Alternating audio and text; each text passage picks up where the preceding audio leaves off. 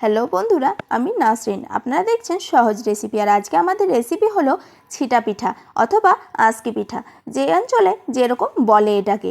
দেখুন, এটা একদম পারফেক্টভাবে এরকম পাতলা বানিয়ে দেখানো আপনাদের সাথে শেয়ার করছি। নিয়েছি শুকনো চালের গুঁড়া, দিয়ে দেব স্বাদ মতো লবণ ও একটা ডিম। এই ডিমটা দেওয়ার কারণ হলো এটা একদম চেটচেটে হয় না। অনেকের হয় এটা পারফেক্টভাবে হয় না, অনেকটা মোটা হয়ে যায় অথবা চ্যাটচেটে হয়ে যায়, একটার সাথে একটা লেগে যায়। কিন্তু এইভাবে ডিম দিয়ে ভালো করে চাল গুঁড়াটার সাথে মেখে নিয়ে তারপর জল দিয়ে যদি এই মিশ্রণটা আমরা তৈরি করি, তাহলে কিন্তু এটা খুব সুন্দর একদম পারফেক্টভাবে হয়ে যাবে। চাটুর মধ্যে আমি তেল ব্রাশ করে নিয়েছি, তারপর 1 চামচ মতো ঘোল আমরা নিয়ে চাটুটার ওপর দিয়ে চাটুটাকে ঘুরিয়ে নেব, যাতে আমার পিঠাটা একদম গোলভাবে হয়ে যায়। এই পিঠাটা অনেকে অনেক রকম ডিজাইনের বানায়, অনেকে হয়তো বোতলে দিয়ে করে, অনেকে হাতের সাহায্যে ছিটিয়ে ছিটিয়ে করে, সেই জন্য এটাকে বলে ছিটা পিঠা। আমি এটাকে চামচের সাহায্যে করে দেখিয়েছি। দেখুন কত সুন্দরভাবে উঠে যাচ্ছে।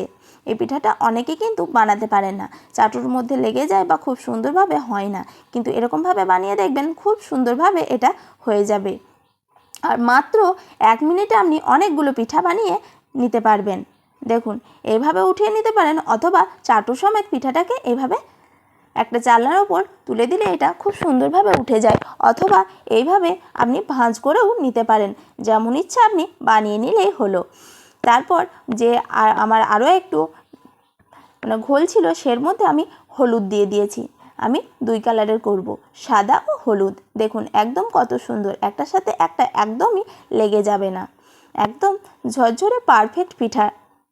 রেসিপিটি ভালো লাগলে অবশ্যই একটা লাইক দিবেন, আর এরকম একবার বাড়িতে বানিয়ে দেখবেন, খুব সুন্দরভাবে বানানো হয়ে যায়। আর দেখে বুঝতে পারছেন আমার পিঠাটা কত সুন্দরভাবে হয়ে গিয়েছে আর কতটা পাতলা হয়েছে। একসাথে আপনি 10-12টা একদম অনায়াসেই খেয়ে নিতে পারবেন।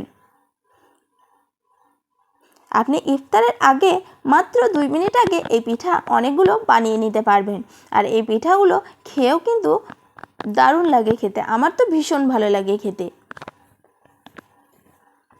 রেসিপিটি ভালো লাগলে অবশ্যই একটা লাইক দিবেন, আর আমার চ্যানেলে নতুন বন্ধু হয়ে থাকলে চ্যানেলটিকে সাবস্ক্রাইব করে পাশে থাকা বেল আইকন ক্লিক করে দিবেন। ভিডিওটি সম্পূর্ণ দেখার জন্য ধন্যবাদ।